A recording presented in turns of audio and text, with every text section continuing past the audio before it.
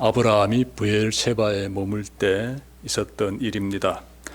하루는 하나님께서 아브라함을 부르십니다. 그리고 아들 이삭을 번제로 바치라고 지시하십니다. 창세기 22장 2절에서 하나님께서 이렇게 말씀하시는데요. 경청해 보십시오. 내 아들 내 사랑하는 독자 이삭을 데리고 모리아 땅으로 가서 내가 내게 일러준 한 산 거기서 그를 번제로 드리라. 번제란 제물을 태워서 그 향기로 하나님을 기쁘시게 해드리는 제사를 말합니다. 번제에 사용된 가축으로는 소나 양이나 염소가 사용이 되었습니다. 번제는 희생 제물의 그 가죽을 제외하고 나머지를 전부 다 이렇게 불에 태워짐으로 하나님에 대한 온전한 헌신을 의미합니다. 이러한 것이 번제인데 하나님께서 아브라함의 사랑하는 그 외아들인 이삭을 번제로 바치라고 지시하고 있습니다.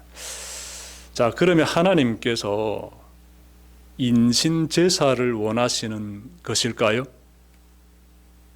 사람을 제물로 바치라 이렇게 말씀하고 있지 않습니까?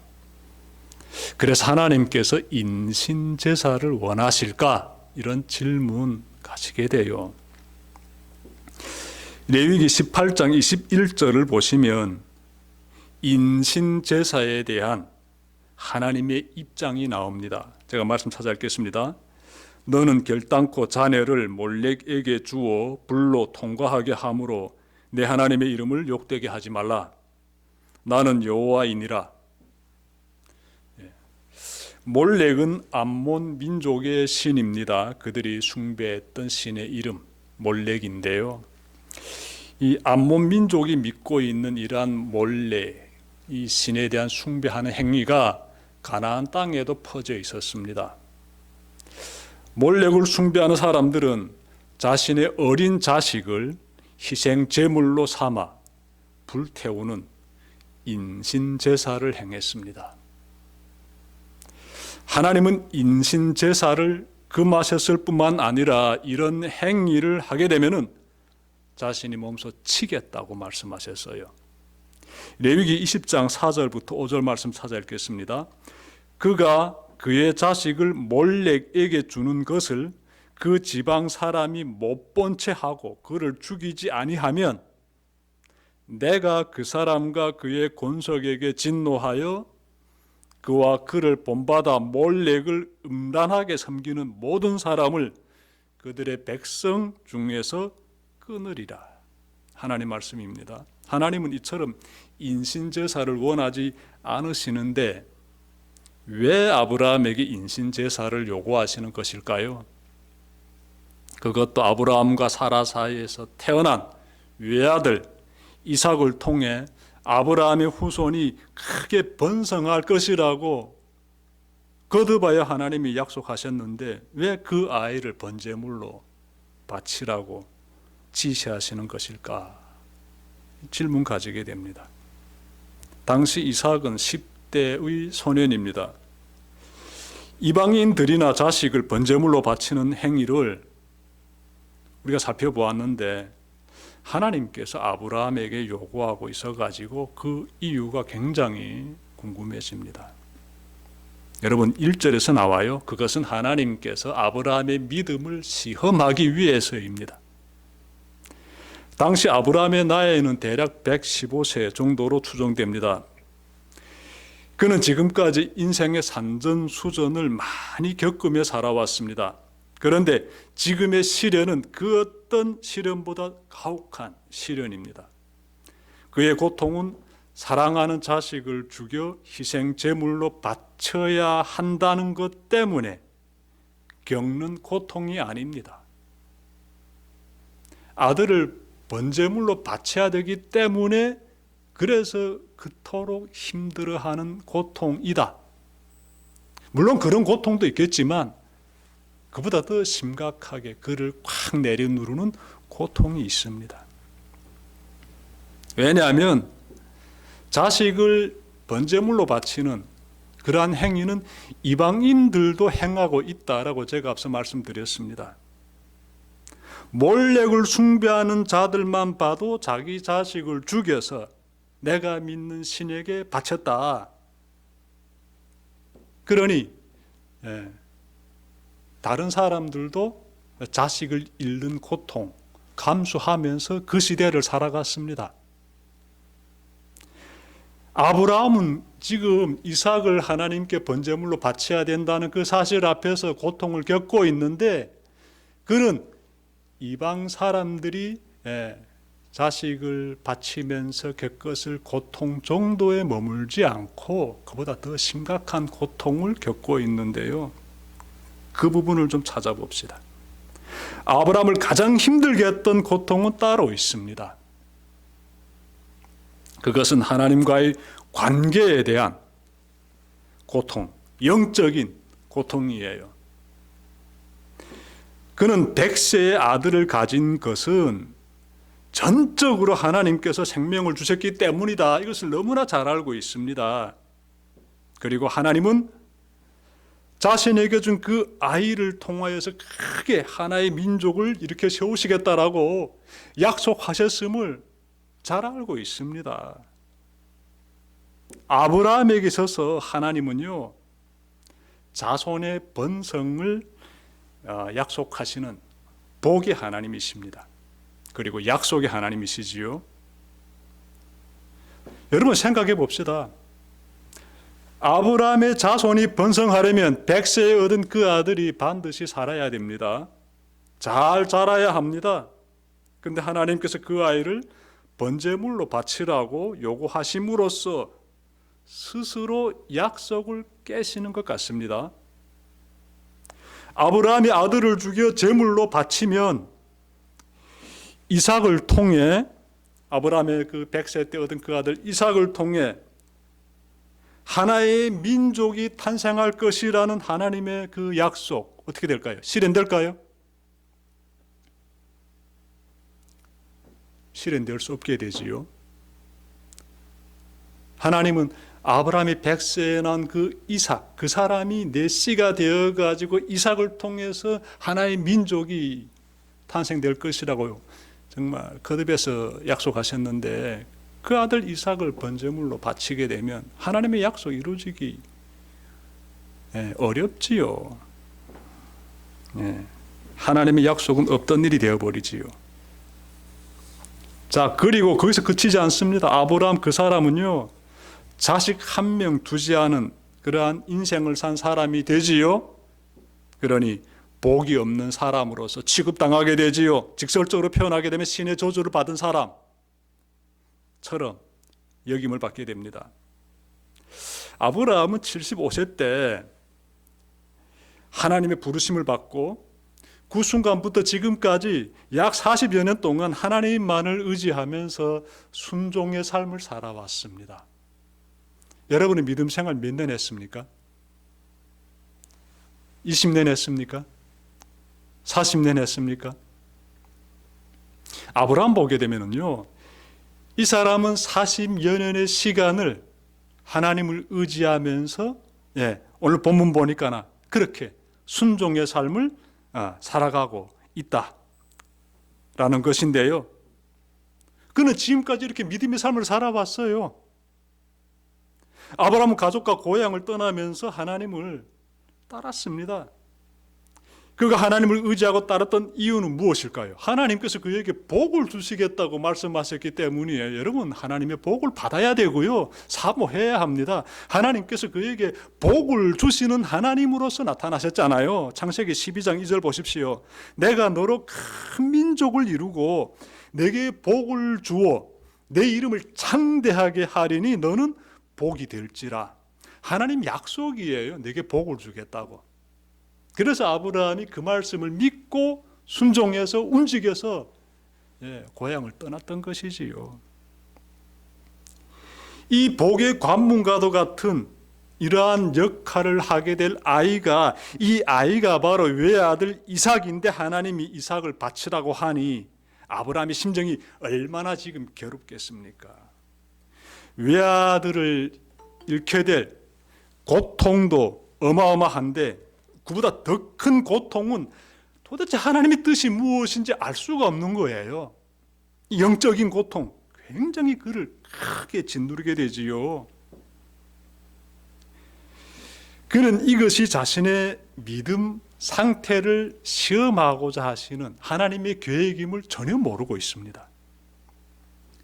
아브라함은 긴 밤을 뜬 눈으로 세우며 고민에 고민을 거듭했을 것입니다. 그리고 동이 트는 이른 새벽에 결심합니다. 결단 내려요. 여러분, 하나님의 뜻에 순종하기로 자신의 아들 그 이삭을 하나님께 드리려고자 결단하는데요. 이 아브라함의 모습 보게 되면은 우리에게도 큰 도전으로서 이렇게 다가오게 돼요. 여러분에게도 이런 모습이 있습니까? 하나님께서 우리의 믿음을 시험하실 때가 있어요. 살아보십시오. 믿음 생활 해보십시오. 진짜 예수님 믿는 자답게 걸어가 보십시오. 반드시 너 진짜 예수를 믿고 있느냐 하는 하나님의 시험 다가옵니다. 너 정말 내 뜻을 향하여서 걸어가고자 하느냐 하나님의 시험 다가옵니다. 저의 인생에도 그런 때가 있었는데요. 저는 신학대학 들어가서 나름 이렇게 마음 가운데 가지고 있었던 그 하나의 그 어떤 바람이 있었어요. 내가 이 자유 대한민국에 와가지고 내 나이 30대 초반에 이제부터 마음껏 내 나래를 펼쳐야 되는데 이 신학대학이라는 이 굉장히 들어가는 순간부터 내가 많은 부분을 이렇게 희생해야만 되는, 내 삶의 많은 부분을 다 포기해야만 하는 이런 과정에 내가 들어선 즉 하나님께서 북한 땅에서 고통당하는 내 동생은 지켜주실 것이다. 감옥에 갇혀서 고통당하는 내 동생은 풀어주실 것이다. 이런 바람을 저는 가지고 있었어요. 신학대학 들어가서 1년 동안 1학년 2학기 되었을 때 1학년 2학기가 끝나게 되는 그 시점에서 북한에서 소식이 날아왔는데 제 동생이 살아나오기 힘든 곳에 중형을 받고 들어갔다라는 소식을 접했습니다. 제 모든 바람이 다 무너지게 되는 거예요. 하나님의 뜻을 위하여서 신학대학 들어왔습니다 라고 생각은 했지만 내면으로는 또 하나의 그런 바람이 있었는데 그것이 무너지자 내가 굳이 신학대학 다녀야 되냐 이런 생각이 확 정말 화산처럼 터져 나오더라고요. 신학대학 그만둬야겠다. 내가 지금 돈 없는데 돈 벌어야 되겠다. 그래야 내 동생 감옥에 갇혀 있는데 면식이라도 들여보낼 수 있다. 그래서 저는 회사 취직했습니다. 겨울 방학 동안에. 그리고 신학대학 그만 다니겠다고 마음먹었어요. 그래서 회사 취직할 때도 아르바이트로 취직한 것이 아니라 정직원으로 취직했습니다. 근데 하나님의 섭리가 있더라고요. 거기서 일하지 못하게 하시더라고요. 그래서 하나님의 섭리를 뒤늦게 깨닫고 다시 신학대학 가게 되었어요. 아브라함이 만약 그때 그 시점이 있었다면은 물러서지 않을 것 같아요. 하나님의 뜻을 향하여서 정말 물러서지 않고 끝까지 순종하면서 걸어갔을 것이에요. 저는 그래서 아브라함의 그런 모습 보게 되면 굉장히 부끄러운 제 삶이 떠오르게 되고요. 도전 받게 됩니다. 제가 깨달은 것은 현실적으로 이해가 안 되는 상황에 직면했을 때 신앙은 매우 요동치게 되고 사명이 흔들린다. 이 사실을 저는 그때 경험했습니다. 현실적으로 판단한다라게 되면은 어느 것이 정확한가 하면 제가 신학대학에 앉아있는 것이 아니라 회사에 들어가가지고 이래가지고 돈 벌어가지고 북한에 있는 내 동생을 구하기 위해서 면식 들여보내기 위해서 돈 버는 것이 가장 현실적이고 타당하고 해야 될 만한 일이었지요. 근데 하나님께서 그걸 막으시더라고요. 하나님 일을 향해서 끝까지 그 길을 걸어갈 수 있도록 그 연단의 과정 신학대학에 다시 들어가게 하시고 계속 이 과정을 걸어가게 하시더라고요. 제가 그때 이 아브라함의 모습 보게 되면 늘 이 스스로를 반추하게 되고 도전받게 됩니다. 아브라함이라면 그때 그럼에도 불구하고 하나님 뜻을 향해서 순종의 길을 걸어가지요. 보십시오. 상식적으로 이해할 수 없는 일, 자신의 자식을 번제물로 바치라는 그 하나님의 그 지시에 아브라함은 순종하는데요. 말씀 가운데로 들어가 봅시다. 아브라함은 이삭을 데리고 하나님이 지정하신 모리아산으로의 길을 떠납니다. 그는 집에 있는 2명의 종과 함께 동행하게 되고요. 그리고 집에 있는 나귀 알죠? 짐승, 그 나귀 등에 장작을 다 싣고 아마 양식도 함께 실었을 것이에요. 그리고 길을 떠납니다. 아브라함이 머물고 있던 브엘셰바라는 그 지역에서 모리아산이 있는 모리아 이 지역은 오늘날의 예루살렘이에요. 그곳까지 거리는 대략 한 80km 정도 되니까 그까지 이동하는데 한 3일 정도 시간 걸립니다. 말씀 보니까 아닌 게 아니라 3일 동안 이동했다라고 해요. 그렇게 사흘 길을 걸어서 아브라함이 이삭과 함께 모리아산에 도착하고요. 아브라함은 2 종과 나귀를 그곳에 두고 이삭과 함께 산에 오릅니다. 이삭의 등에 장작을 지게 해요. 그러면 아브라함이 115세 정도 된 노인이지요. 이삭은 10대 소년인데 보니까 장작을 딱 메고 모리아산으로 올라갑니다. 그러면 이 소년이 어린 소년이기보다는 10대 중후반의 소년으로 우리가 짐작할 수 있습니다. 건장한 소년이지요. 이삭은 산으로 오르면서 아버지에게 한 가지 질문합니다. 아버지, 나무와 불은 가지고 있는데 번제 드릴 어린 양은 어디 있습니까? 양이 없으니까요. 재물이 없는 거예요. 그래서 이삭이 질문했어요. 아버지가 말합니다. 하나님께서 준비하실 것이다. 이렇게 에둘러 말합니다. 그러자 이삭이 더 이상 말하지 않습니다. 아버지는요, 아들과 함께 모리아산 정상으로 오르게 되고 그리고 나서 제단을 쌓습니다. 아마 돌을 모아다가 제단을 쌓았을 거예요. 이렇게. 그리고 그 위에 이삭이 메고 온 장작을 펴고 그리고 아브라함이 뭘 하는가 하면은요, 그 위에 아들 사랑하는 아들 이삭을 장작 위에 눕힙니다. 그리고 준비해온 농끈을 가지고 손과 발을 꽁꽁 묶어 놓습니다. 놀라운 것은 그때 이삭이 발버둥질하지 않아요. 그냥 아버지께 다 맡겨줍니다. 그냥 속으로 느꼈겠지요. 아, 내가 번제물 되는구나. 내가 이제 죽게 되는구나. 이삭이 금방 알게 되지요. 이 상황 보고 아버지요, 손에 잡고 있던 칼을 높이 쳐듭니다. 힘껏 쳐듭니다. 그 아들의 목을 향해서 내리치려고 하는 그때 하나님께서 역사하십니다. 하나님께서 멈추게 하십니다. 여러분 11절 보십시오. 여호와의 사자가 하늘로부터 그를 불러 이르시되 아브라함아 아브라함아 하시는지라 아브라함이 이르되 내가 여기 있나이다 하매 사자가 이르되, 사자는 하나님이 부르시는 영적인 존재지요. 그 아이에게 내 손을 대지 말라. 그에게 아무 일도 하지 말라. 내가 내 아들 내 독자까지도 내게 아끼지 아니하였으니 내가 이제야 내가 하나님을 경외하는 줄 아노라. 여러분, 하나님께서 지금 멈추게 하시는 거예요. 그만해라고. 그 시험을 지금 통과하고 있는 것이에요. 어떤 생각이 듭니까? 하나님께서 그 시험을 예비하셨는데 이 아브라함이 그 시험을 어떻게 통과합니까? 정말 굉장히 우리가 긴장되는 그런 순간이 아니었습니까? 아들을 이렇게 다 결박해놓고 그리고 칼로 목을 치르고 딱 마음을 먹은 그 장면, 정말 우리가 굉장히 긴장된 가운데서 바라보게 되는 장면이고, 잊을 수 없는 장면인 것이지요. 잊을 수 없는 장면. 지금까지 이어진 하나님과 그리고 아브라함 사이의 관계를 잘 아는 사람이라면 이 장면은 매우 불합리한 장면임을 금방 알 것입니다.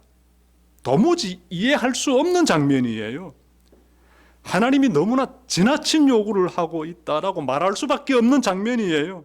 어쩌면 저럴 수가 있을까라며 불평하고 원망하고 불순종할 수 있는 그런 장면인데 아브라함은 딱 순종하지 않습니까? 놀라운 장면이지요.